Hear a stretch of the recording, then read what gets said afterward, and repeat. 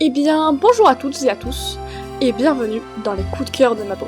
Aujourd'hui, je vais vous présenter mon coup de cœur du moment, Welcome to the Moon. Mais qu'est-ce que c'est ? C'est une belle boîte de 1,3 kg, éditée par Blue Cocker en novembre 2021, avec pour auteurs Alexia Allard et Benoît Turpin. L'illustratrice qui s'est occupée du projet est Anne Hetzek. J'espère que je n'ai pas trop déformé son nom. Désolé par avance. Welcome to the Moon est un jeu dans la continuité de Welcome to You Perfect Home et de Welcome to the News Las Vegas. En parlant de Welcome to the News Las Vegas, bien que ce ne soit pas le sujet du jour, j'ai eu l'occasion de le tester sur Board Game Arena, il y a environ un peu plus d'un an. Et c'était mon premier jeu dit papier-crayon. Mon expérience n'était pas comme celle que j'ai connue avec le jeu dont je vais vous parler aujourd'hui. En effet, Welcome to the News Las Vegas possède énormément de façons de faire des points. Et pour quelqu'un ne connaissant pas le type de jeu papier-crayon, ça fait peur. En tout cas, personnellement, ça m'a rebuté. Mais je ne suis pas là aujourd'hui pour vous parler de Welcome to the News Las Vegas, mais bien de Welcome to the Moon. Le jeu dont je vous parle aujourd'hui est, comme je vous le disais, un jeu dit papier-crayon, aussi connu sous le nom de Flip and Write. C'est donc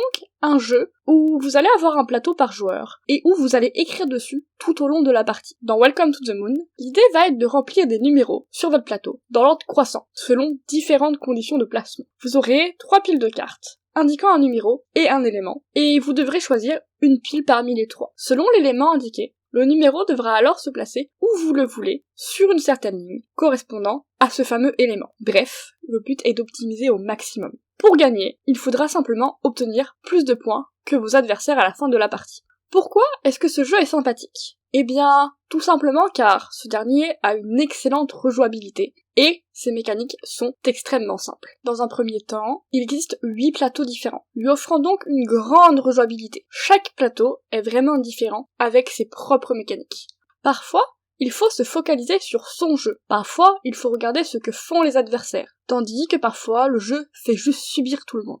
Il possède également un mode campagne, qui permet de découvrir les plateaux petit à petit. De plus, cette dernière a vraiment un petit goût de reviens-y. C'est incroyable. C'est l'une des premières fois où la campagne me donne juste envie de rejouer, encore et encore. L'avantage de la campagne, c'est que plus on avance, et plus on débloque de contenu pour avoir encore plus de rejouabilité. Concernant le jeu, en dehors de la campagne, le premier plateau est intelligemment amené, car on pourrait le qualifier de tutoriel.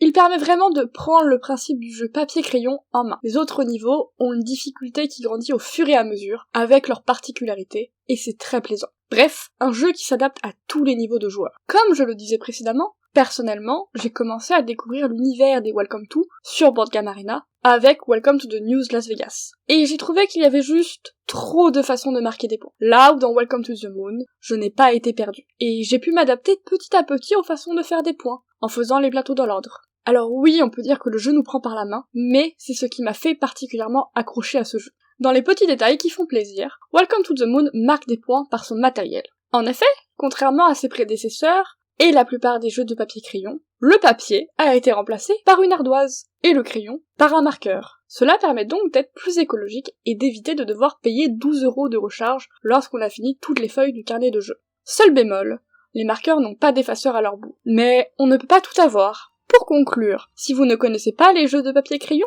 Welcome to the Moon est une excellente porte d'entrée. Si vous connaissez déjà, et que vous aimez ça, alors vous allez adorer ce jeu. Merci d'avoir écouté ma chronique, et on se retrouve très bientôt pour la prochaine.